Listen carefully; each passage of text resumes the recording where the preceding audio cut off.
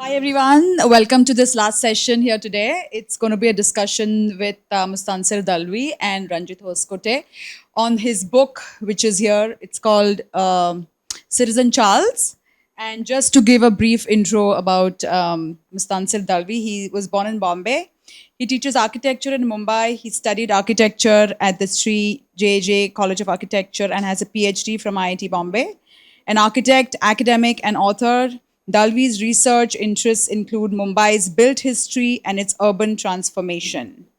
He is a well regarded columnist and an expert on Mumbai's Art Deco architecture. He's also a published poet and a translator. And I would also like to introduce Ranjit Hoskote, who I had the pleasure of listening to at the recent Jaipur Literature Festival, and I was astounded by his poetry. He is a poet, cultural theorist, translator, and an independent curator. His collection of poetry include Central Time, Jonah Vale, and in the UK by ARC as the Atlas of Lost Beliefs in 2020, which received a prestigious Poetry Book Society recommendation, Hunch Prose and Ice Light. He is the author of the acclaimed translation of the 14th century Kashmiri woman mystic's work, I Lalla, the poems of Lal Ded, and The Homelands and Ocean, a translation of the celebrated 18th century Urdu poet Mir Taqi Mir's poetry. Hoskote has been the fellow of the International Writing Program at the University of Iowa and writer in residence at the Villa Waldberta, Munich, as well as researcher in residence at Basses Wur, actual curse, I'm pronouncing this horribly, I think, Utrecht. In 2023, Hoskote was appointed to the editorial board of the Murthy Classical Library of India, published by Harvard University Press. Hoskote has also been honored with the Sahitya Academy Golden Jubilee Award and the Sahitya Academy Translation Prize, the S.H. Raza Award for Literature, and the 7th JLF Mahakavi Kanhaiyalal Sethia Award for Poetry. Ladies and gentlemen, Mustansir and Ranjit.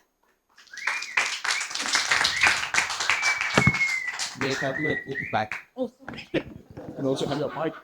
There you go. Thank you so much, Megha, for your words of welcome, and thank you all for being here this evening. Because we are gathered here on a truly special occasion, which is to celebrate this book, which is the first biography of Charles Correa by Mustansir. And we have to remember, I'm building also off the earlier architecture lecture that we heard, if some of you were here, by Smita Dalvi. This is one of the ways in which we celebrate what seems to us to be recent, but in fact has the classical elegance, the authority, and the historical importance to be celebrated as heritage.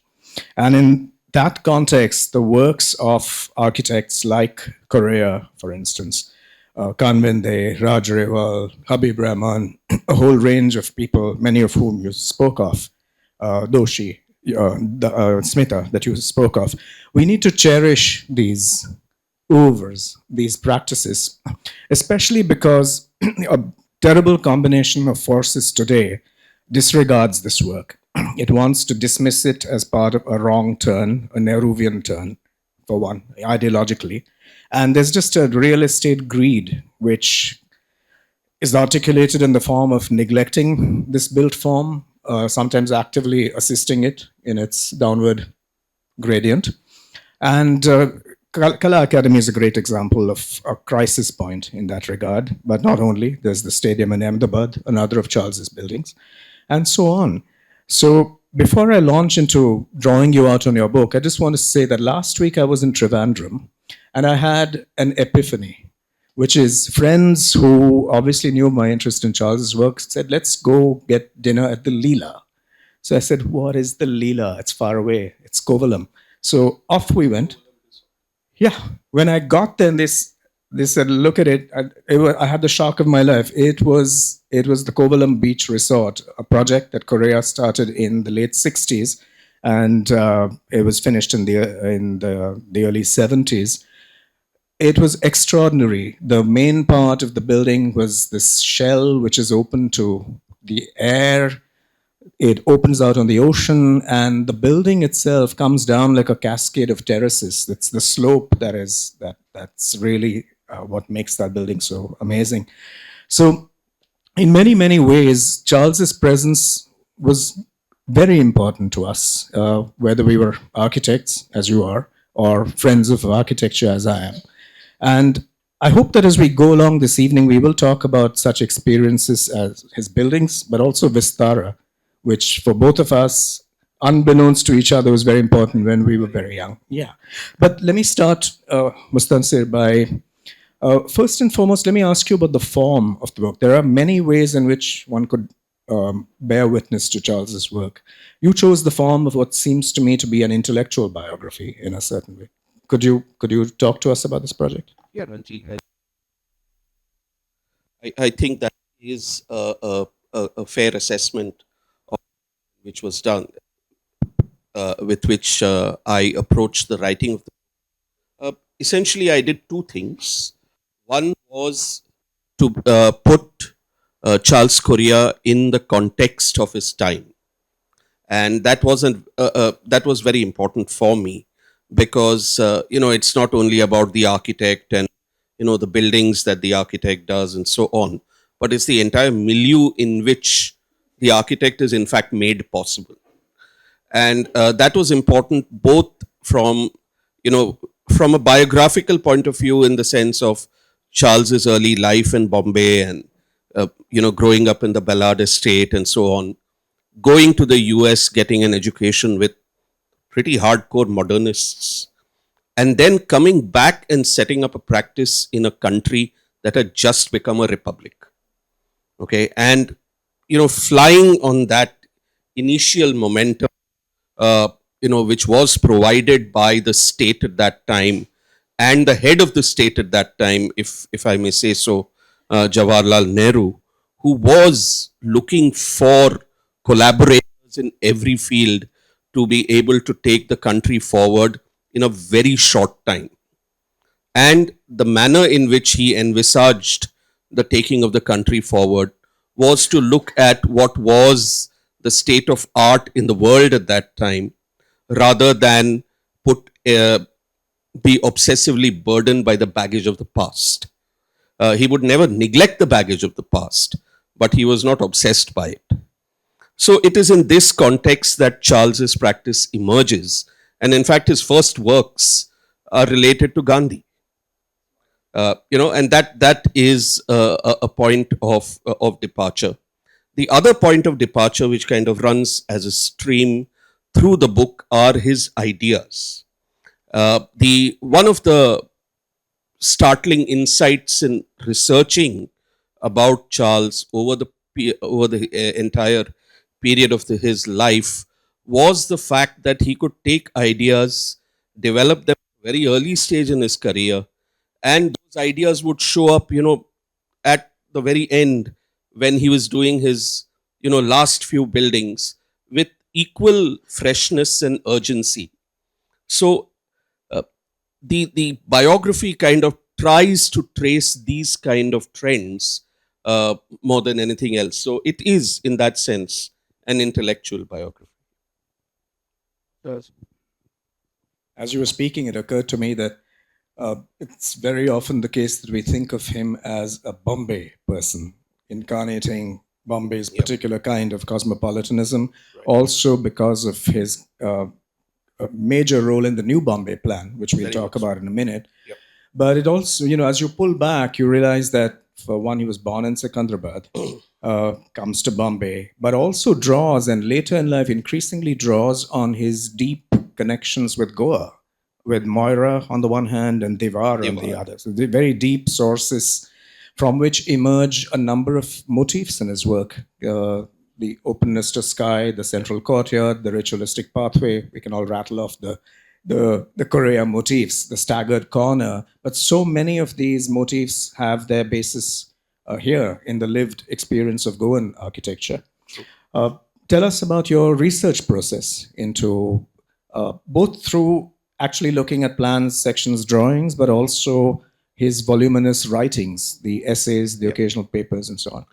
Uh, the one thing about Korea that was instantly helpful is the clarity of his voice when it comes to his writing.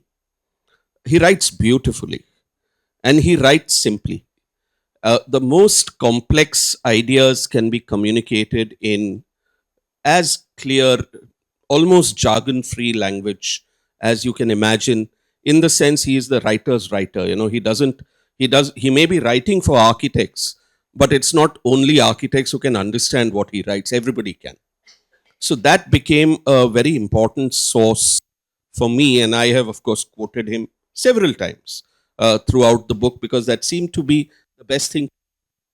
Voice was probably much more articulate than mine, and I could just rely on him to be able to communicate an idea. Or when we look at his drawings, as you say, and you look at chronological progression of plans and sections, we do at architects time, and that is where you start seeing these things, coming back, and these very interesting repetitions and so on. Those repetitions start to get a resonance based on the fact that time has passed, based on the fact that India is going through various turns, and also based on the fact of the location in which the buildings are located. Because for him, location, context were the very central things. Sorry. Yeah.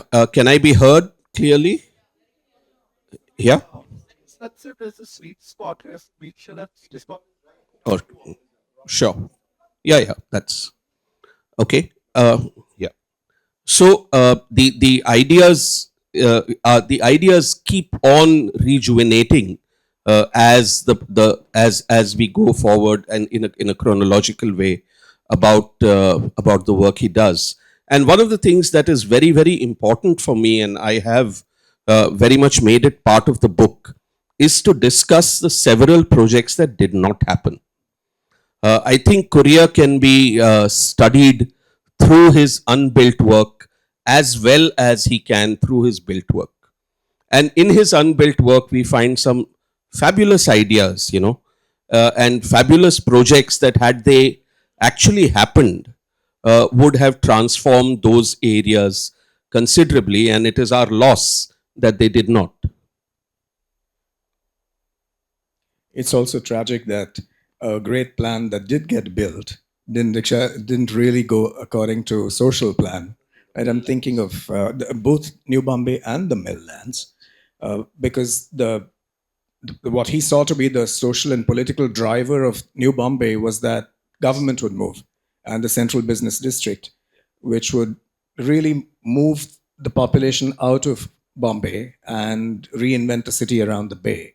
He always had these very grand ideas of not just building buildings, but also of how society could be transformed by architects, and the Mill Lands proposal. In both cases, it was a willful and myopic government that simply didn't go along that somewhat utopian pathway. So, do you want to talk a little bit about Charles as someone who sought to influence policy, served on committees? There was his whole life, which involved actually not just doing his own work, but being involved at higher levels, sitting on committees, drafting plans, and so on. Yeah. At in many levels, yes. But since you have invoked Bombay, let me just say that when Charles first proposed the idea of New Bombay, and it came out in a article in the Times of India, and that's how the, shall we say, the world came to know about this concept. It was called a city on the sea, and the very first image of New Bombay is a plan not of Bombay and New Bombay, but of the harbor between them. And there are a whole set of dotted lines joining, you know one side, the west, the eastern edge of peninsular Bombay, the western edge of the mainland, and it was intended to be a city that was, that had free ferries moving across the water, from east to west, connecting the peninsular Bombay with the mainland towards the east. And that, I think, is the one thing that never happened. More than the moving of government, I think that is the one regret that we all have. Although, I mean, I stay in New Bombay, I can tell you that it's developed well over the years. It's not a bad place to live in at all. But it could have been considerably different if both these things had happened. Uh, the other point about Charles is that his practice and his activism and his citizenship I see as fairly synonymous. And when he takes part in several committees, in several commissions, he did a plan for Goa, uh, you know, uh, amongst other things. It is him that one of the reasons why I've called this book Citizen Charles is that he positions himself not as a top down, I grant you this plan kind of person, but more as a user, as a citizen, as part of the larger democratic and civic processes of city or state, and wholeheartedly gives himself to the activities of that project, whether it is the Rajiv Gandhi's Central Commission for developing urban policies for the country, whether it is New Bombay also as a proposition, whether it is the Goa plan and several other things that he did. But once it is done, it requires the other hand to clap, so to speak, and that did not happen in many cases. I'm also thinking of how, as a citizen, as someone who felt that he was a participant in these larger processes, Charles also saw culture as a right. I think long before it got enshrined in any kind of document, the notion of cultural rights, which led to a lifelong uh, preoccupation with building, designing cultural institutions. Thinking of at various phases, Yeah. Bharat Bhavan, Bharat Bhavan. the Jawahar Kala Kendra, to name Kala but two, Academy. Kala Academy here. So I don't know if you want to unpack that side of Charles's practice, which involved also responding to the other arts and to thinking of what kinds of platforms need to be created where people can come together and produce culture, not just institutions which museumize culture. We can talk about this in several ways, because right from his early projects we tend to see that. I mean, his first really significant project, and for many people probably the best work, is the Gandhi Smarak Sangrahalaya in Ahmedabad. And essentially that is designed as a completely open place, for people to wander around and look at the artifacts of the Mahatma, and to stop and contemplate a little bit, look at the open sky, look at the water bodies, and so on. And then these ideas of movement, these ideas of open to sky spaces and so on, get carried forward through all his other cultural institutions. uh, I think of Vistara as a cultural institution by itself. So he did participate in a lot of these, both building things as well as curating things. And you can look at his buildings also as curated, in a sense, especially his later buildings, which start to show several symbolic quotations and so on. Those also come from a deeper space of him trying to understand what it is that universalizes ourselves as Indians, and whether that is relevant or not in the first place. But he did find a lot that was in common, and tended to use that as he went forward through his buildings.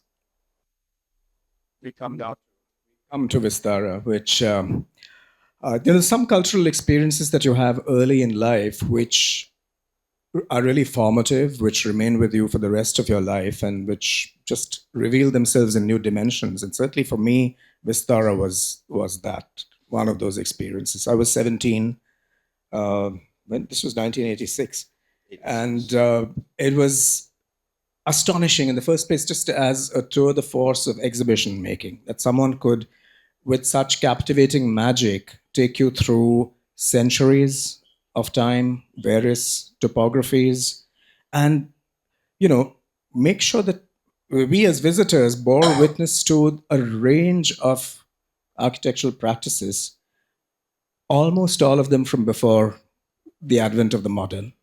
So, in a way, what that exhibition did, we now remember it for the big archetypal triad of Manushya Manthan, Manushya Mandala Manthan. But I think apart from setting up those civilizational archetypes, it was also about waking both the practice, the profession, as well as lay people up to the fact that you can have architecture without architects. Very much So, and to just demonstrate the range of practices and resources in South Asia. That was one. And I think what it also did was to invite people into different forms of thinking about the environment. I think that one of the very first images was the houses in the Ran of Kutch, if I remember correctly. Yeah, exactly. And then the Ahmedabad poles. There was it. It felt like this was someone who was trained in a high modernist tradition with certain, for what it's worth, Western archetypes of what a city is. Waking up to the plan of Jaipur, for instance, waking up to the pole housing, and just radically rethinking the premises of what it means to be an architect. So my question to you is, you were then already were you practicing? No, you were in architecture school. just about out of Yeah. So what, if you can unpack what that exhibition meant to you? I think first and foremost, Ranjit, it's remember that there is already 2 or 3 decades of brings in to Vistara. So he didn't kind of do it right at that point. So you may say he presented it at that point, something like that. I can give you an interesting insight from a personal point of view. I joined architecture school 5 years before Vistara, 1981. Uh, when Korea went to the United States, studied in Ann Arbor and then in MIT, he studied within the high modernist tradition that had very clear, agendas, which was focused on the future, which was focused on contemporary technology, which also had certain social aims and so on. And that was considered, I mean, that is the milieu in which he studied. But once he comes back and starts working with GM Bhutta, and he in fact does a variation on the design of Rajghat, which his friend and colleague Vanu Bhutta actually wins, and that is the built version that we see. But Korea also designed and submitted a version of Rajghat for the competition. I think from that point onwards, he starts looking at things differently. So this is the thing. Now, talking about myself, when we joined school, at that point, high modernism was considered to be not not just a default setting, but we were actively, perhaps brought up to believe that that is what architecture is. Okay, and that there is no alternative to that. This is architecture. You build with modern materials, you look to the future, you don't carry the baggage of the past with you. you know you do things for the underprivileged, and you have a lot of mass housing and social housing and so on. And this is how things are, and we actually believed that. And I think we believed it until Vistara, because what Vistara did was, through Charles, showed us that practice is not limited to the way we thought practice was, which was essentially a proprietorial practice, which meant that the architect is there at the top, your kind of Howard Rourke figure, and then there are several associates, and clients come to the architects, and the architects will design things, and then contractors will build it, and so on and so on, and that's how practices would go on. That model, probably, Charles was prescient to see, was collapsing even at that time in the 80s, that there were many other ways of practice as well.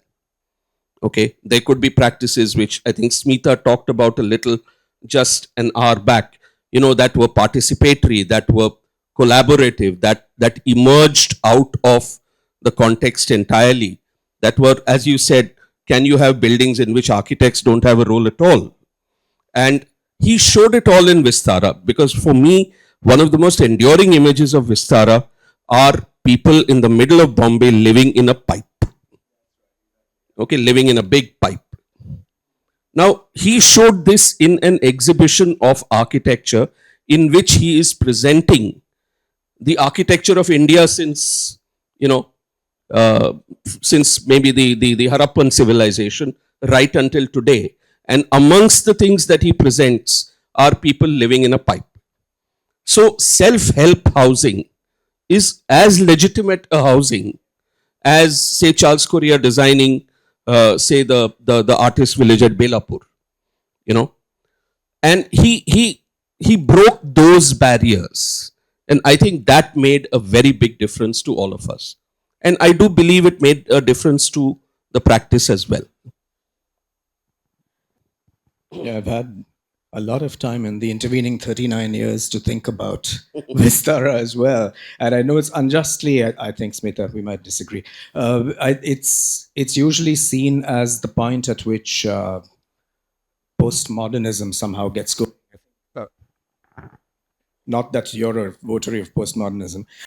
Always seems to me that that was the idea of the postmodern was, for one, lazy, because it wasn't well articulated, but it also opened the door to all kinds of vastu hokum, which then went off and gave us a lot of very bad architecture. But I think what Vistara's real achievement was that it once and for all, like you said, broke the hold of colonial architectural pedagogy in a way.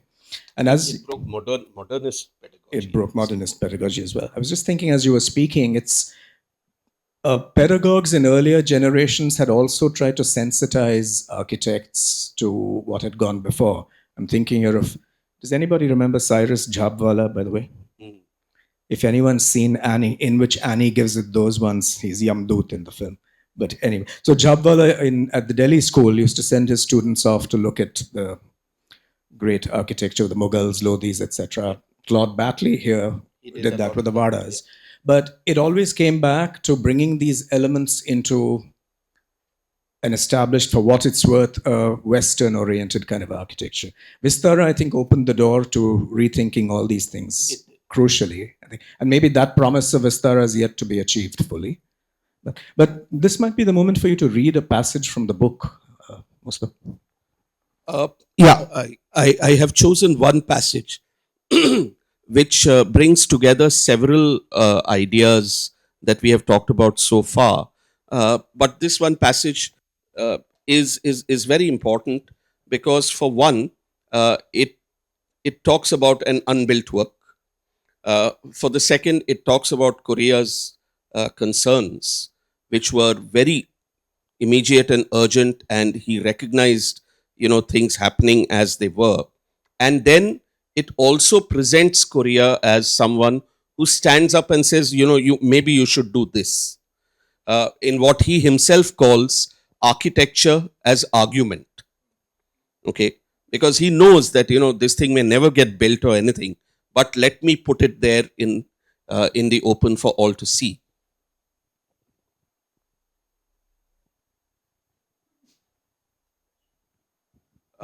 What I'm talking about is what happens of the Bombay riots in 92-93, which obviously happened because of the demolition of the Babri Masjid. And Korea is outraged by it. He's outraged by what has happened and the bloodletting that follows. He writes, he writes letters to the editor, of the Times of India, expressing his outrage and so on. And at one point, not soon after, what he does is he he makes a design for Ayodhya. Okay. And that is something that I would like to read. It's a short piece. Deeply secular, Korea was disturbed enough by the events in India in 92-93, particularly the communal bloodletting in Bombay, to offer a proposal for peace through architecture, an alternative for the disputed site at Ayodhya where once the Babri Masjid had stood. He sought to unite fractured minds through an unbuilding and chose a primordial form that sank a few levels into the earth rather than rise up to monumentality and aggression. This design, too, was about landscaping and climate as much as it was about architecture. Through this, he conveyed an architectonic symbolism which showed how much all religions have in common. This space, and this was the design, with a plan that was formed by a cross overlaid on a square, sank like a stepped well, like the Kund at Modera, but at the same time, its empty center reminded the observer of a Mughal charbagh with the water fountain at the center. The axis mundi rose intangibly from its center, recalling a Buddhist stupa, the oculus of the Roman pantheon, and the Brahmasthan of the Vedic Vastu Purusha Mandala. By not building, the unmanifest was made manifest. This entirely outdoor project would bring people of all faiths together into the bright light of day and soothe their brows with a breeze cooled by a central water body. In the proposal for Ayodhya, we see Korea's architecture as argument, not necessarily intended for building, but for provoking discussion and perhaps changing our ways of seeing. The courtyard begins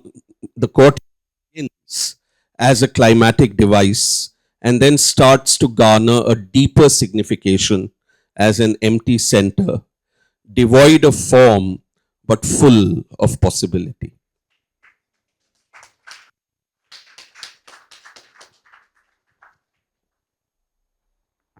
It's amazing how that notion of the void, that's also the plenum, recurs in all his work. You find it in the JKK, it's Ayuka, look where you will. Yeah.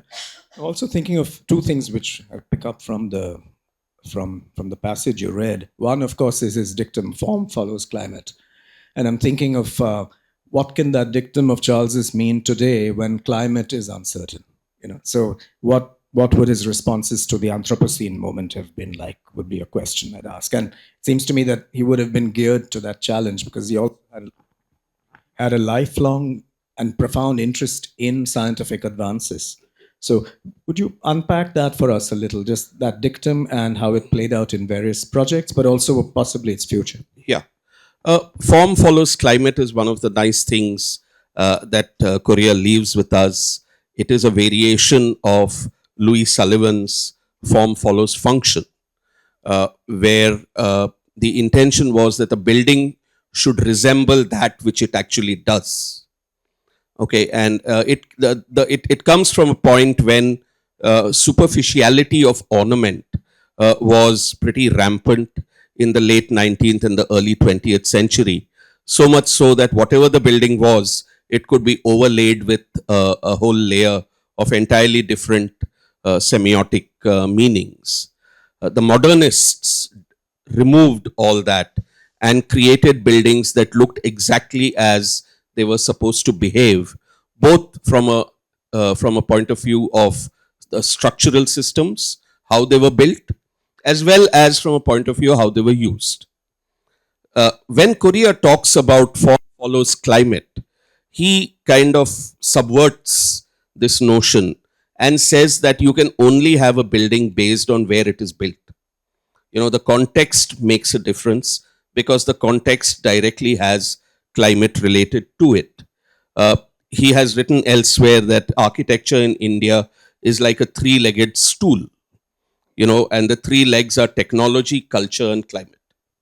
And climate is something that he kind of perpetuates throughout his life in every scale of project, right from the very tiny tube house, which is actually meant for people at the lowest end of the scale as a mass housing project, right up to the Champalimod Center in Lisbon. You can see these ideas being used again and again.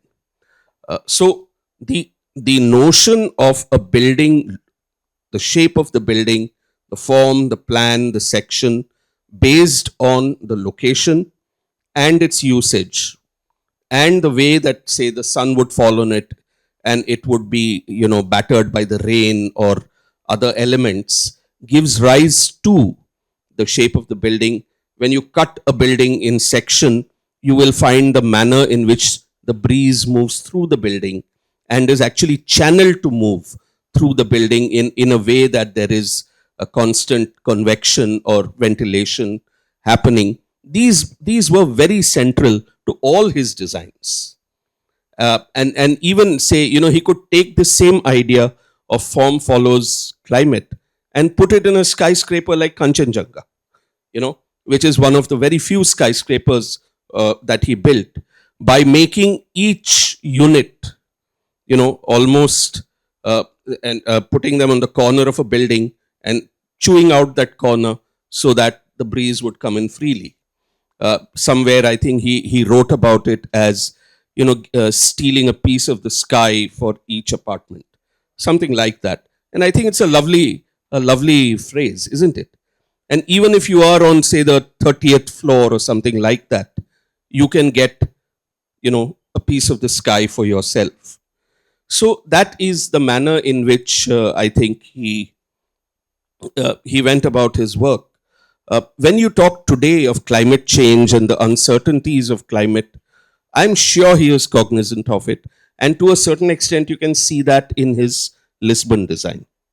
In the manner in which he approaches the waterfront, in the manner in which he creates these filters between the outside and the inside, because the Champalimod Center, very interestingly called the Center for the Unknown, is actually a cancer research center. And it is intended to be a place where, cancer patients can come and they will be treated with absolutely the state of art facilities. But at the same time, half of that site is public. Okay, so it is accessible to the people of Lisbon quite freely. And the way in which he deals with these two fairly contradictory notions is masterly. He also brings in the historical nature of the place, because it is right next door to the site is the place from which the great explorers set out in the 15th in the 16th centuries to try and find an elusive India. So all these things kind of come together in his work. Yeah, I was thinking back to how in conversation Charles would suddenly reach out to something and make a quick drawing. Because as you were speaking, I remember that's when I first heard of the Ventris effect. He drew the arrows and said, "This is what happens to the wind." But as you were speaking, it occurred to me that if I hadn't known that you were speaking of a modernist architect using contemporary materials, a lot of what you said conforms to what is sometimes described as vernacular architecture, right? Responsiveness to site, to history, to availability of materials, to climate, and so on. But that takes us to maybe something like what Kenneth Frampton was talking about when he spoke of critical regionalism, seeing Charles's work as leitmotif. Very likely, Frampton must have coined this phrase after looking at work like Charles was doing. What it removes from modernism, Korea's work, is the notion of internationalism.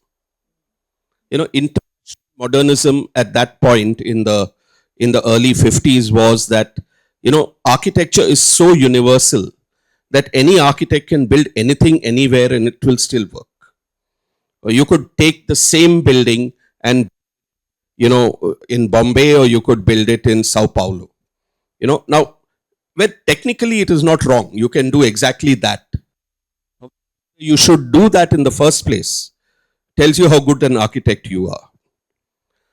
See, even Le Corbusier, who did some fantastic work, did tend to believe in that a little bit and propagate it, because the building he built in Marseille, the Unité d'Habitation, which was intended to be an entire city in a building, he did it twice.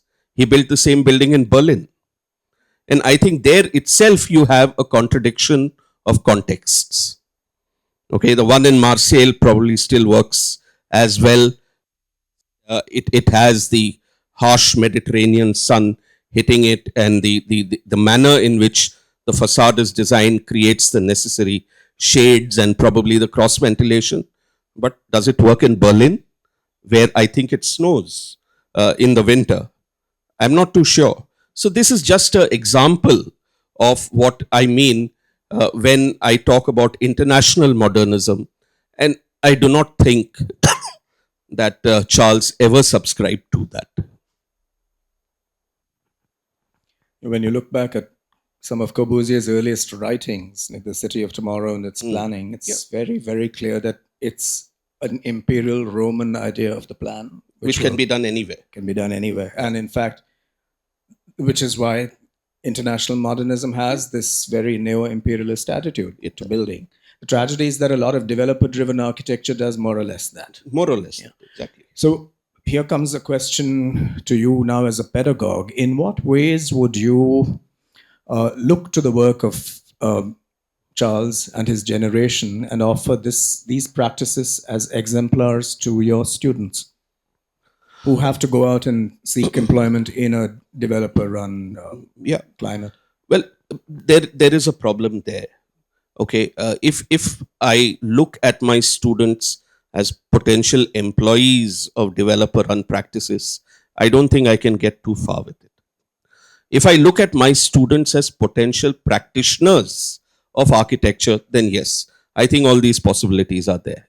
But in that case, I wouldn't necessarily look at the buildings that Charles Correa built, but ask them to read Charles Correa instead. Because what you will get from reading him, you can then apply it the way you like. They are concepts, and concepts can be internalized and emerge full blown or modified or adapted in various ways. And we can take his legacy further, not in a sentimental sort of way, but in as strategic a sort of way as you can imagine. So I would ask them to read Korea more than look at his buildings, because the one thing is there. I remember right from the time when we were students, his buildings are incredibly attractive. Okay, you can, and that attraction can kind of waylay you, and you would just try to achieve those attractive features. I have written somewhere that one of the things that Korea was very, very interested in was cinema. Okay, he made 3 films himself, and he loved watching cinema, and is quite obsessive about watching cinema and so on.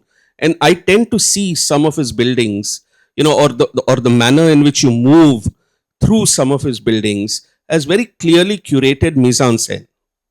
Okay, and that is what is so attractive about his buildings. Now, a student should not just try to imitate that. That would be pointless. That is why I say that it's better to read Charles Correa, and then experience the movement through the buildings, rather than say, be obsessed with an image or something still. Because his buildings were never intended to be seen as, say, an elevation, or a facade or something like that. There was always the idea of promenade, movement.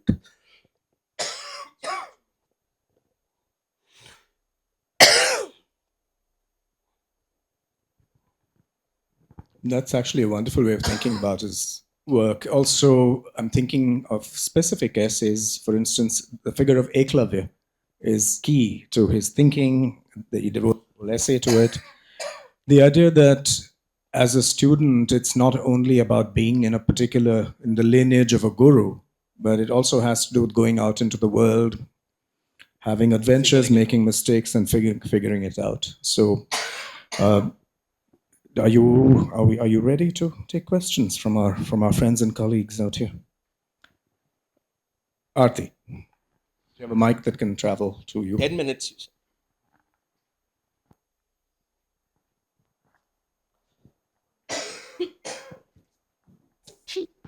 Thanks. Hi, both of you. The reason I picked up the mic is that I hadn't even thought of Korea as a personal thing until I realized you'd written a book. And the fact that actually I'd won a prize in the Andamans and I got to stay in a hotel which was such a wonderful, gorgeous hotel called Bay Island, Oh, yeah. which I then realized I was told much later after I left that it was designed by Charles Correa. And when you're talking about climate and the architect, you feel as if you're on the ship, on the deck of a ship in this hotel. It's just fabulous. And then coincidentally, from the Andamans, we moved to Cochin, and the apartment I stayed in, also next to the sea, jutted out. I was on the third floor, and it jutted out into the sea, so I felt I was on a ship. And I didn't ever used to put the fan on because the air, the way you were talking about the air going through the building, just exactly how it functioned. I felt I was living on the deck of a ship. And so was the. Yes, Kovalam Beach Resort. Yeah. I think he's designed two buildings here as well, no? The Kala Academy and the Goa Siddhartha University. Goa. Siddhartha Goa. The hotel and, Siddhartha Goa. Yeah. Also has elements of this. Yes. So when I came from Cochin, I came to Goa on work and they put me up in the Siddharth. There you So, go. yeah, so there's been Charles Korea without me realizing all along. And wonderful work, actually. It is. Wonderful book as well. Arti, the next step for you is to save the Kala Academy. Is it going down? It was until recently. Yeah. Oh, really? Yeah, and like I said, I must mention here that the other building which is very actively under threat is the Vallabhbhai Patel Stadium in Ahmedabad. Because apparently India is vying for hosting the Olympics Yes, they are. in 2036. And obviously, you will need new stadiums because you will no longer tolerate your old stadiums. Any other questions? Yes. Do you need to retrieve the mic? And the lady here has a question. Hi, this is Payal here. I'm from Ahmedabad and I'm a big fan of Charles Korea's work. So in Ahmedabad, I think Gandhi Ashram and IIM Ahmedabad made by him, I think Gandhi Ashram. Gandhi Ashram, yeah. And 2-3 questions. One is can you who is the best relevant work like Charles in current architect? Have you seen someone like उनकी जैसा काम like उनसे relevant होता हो ऐसा current architects में? Well, there are several people who worked with Charles who have now set up their practices. I think Sanjay Mohe is one of them. There is Sachin Akshikar who is one of them. So I mean, I can suggest Mehrotra, Masood Taj. Yeah, well, Masood Taj is not a practicing architect; he's an academic, but he did work with Charles as well. Mehrotra, Rahul Mehrotra.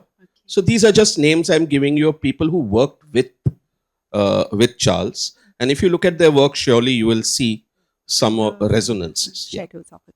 Okay, and second, in your book, have you written the index of what work Charles? No, has I done, have no? not. Okay. In fact, see, this is. I must tell you. It's really wonderful if it's there. Just if you will, this book was a commissioned book. And it was commissioned to me by the Niyogi Press to write a book about an important architect in India as part of a series called Pioneers of Modern India. So there are already about 8 or 10 books like this. And it was very clearly told to me that one is it is a book with a limited number of words, which is why it is this thin. Sorry. Water, there is, yeah. And that it is written for a general audience. So there is that limitation. So no.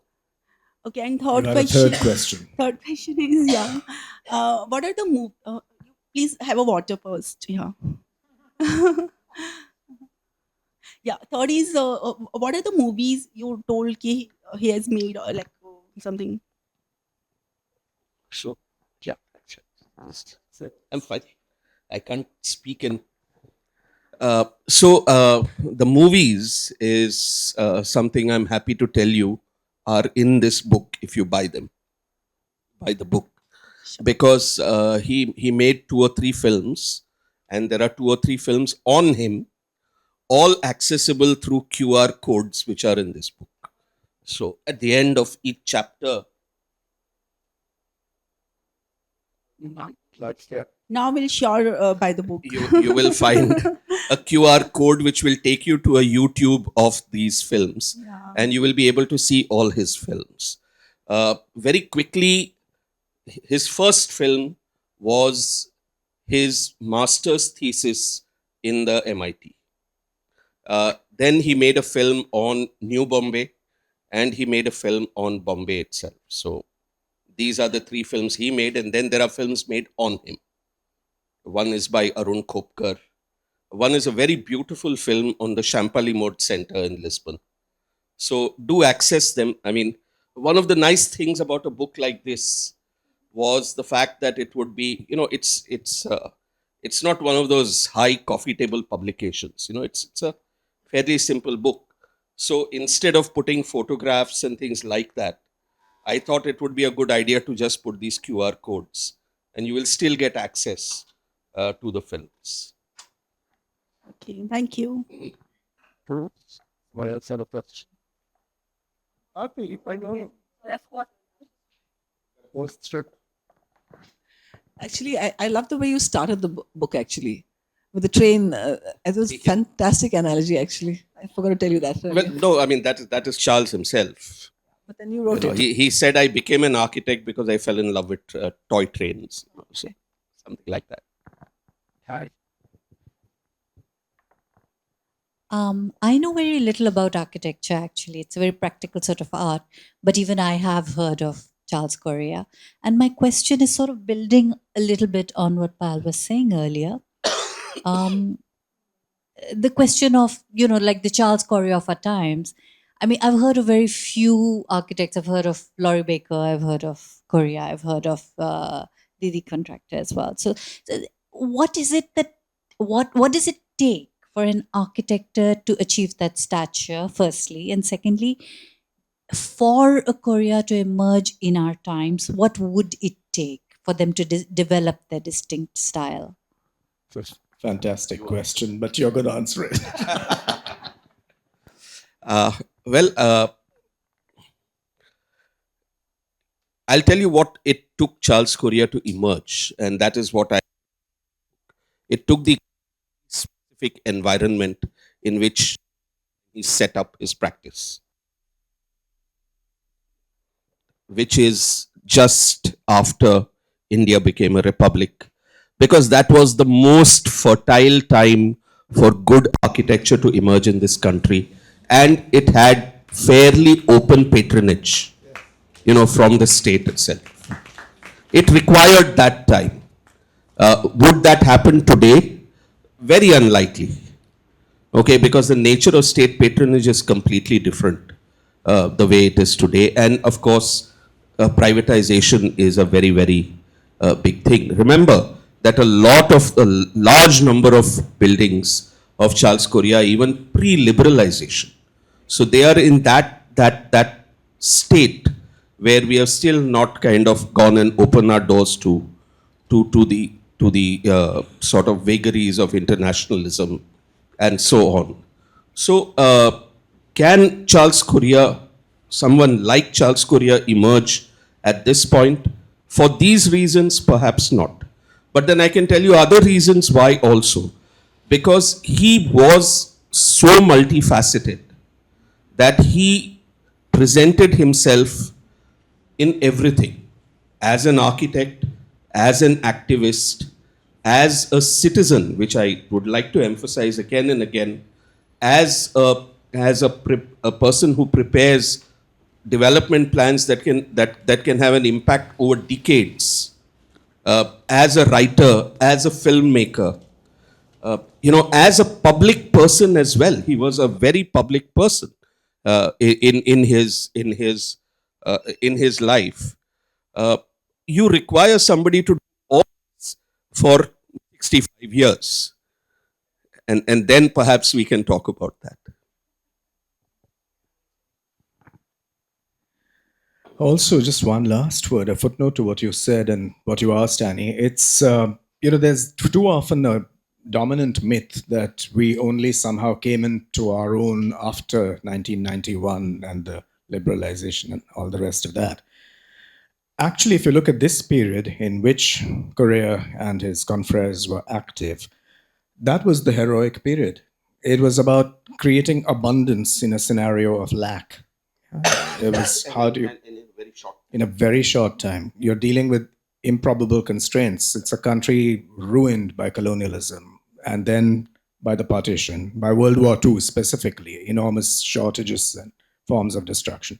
How do you start building out of that? You look at the story of the 50s and 60s, the ingenuity, the use of resources, taking something that looks like a problem, like population, see how you turn that into skilled labor. If I may just interrupt here, I think if there is one building that should symbolize this entire story, it is the Hall of Nations.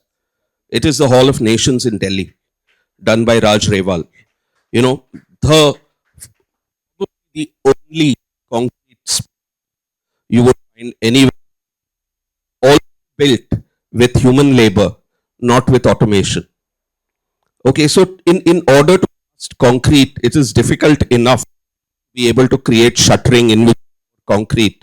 But when you have to do a space frame, which is something that kind of slopes this way as a network, slopes this way as a network, and slopes this way as a network. Imagine doing that almost. Okay, it is amazing the way that building came up and the way that building stayed for all these years. And it is utterly shocking the wanton way in which it was destroyed simply to replace it with a generic convention center. I seem to be good at footnotes. One last footnote to this, which is that I think what's also crucial is to remember that for Charles, as for Rewal, there was a presence who also transformed their dreams into practice. Mahendra Raj, the engineer, who worked on many of Charles's projects, who also worked with Rewal on the Hall of Nations.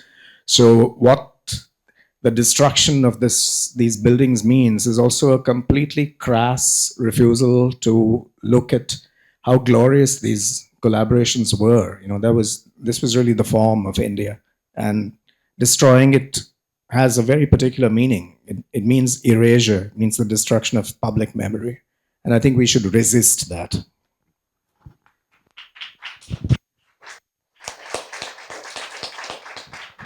Thank you, Mustansir. Thank you very much. Thank you all.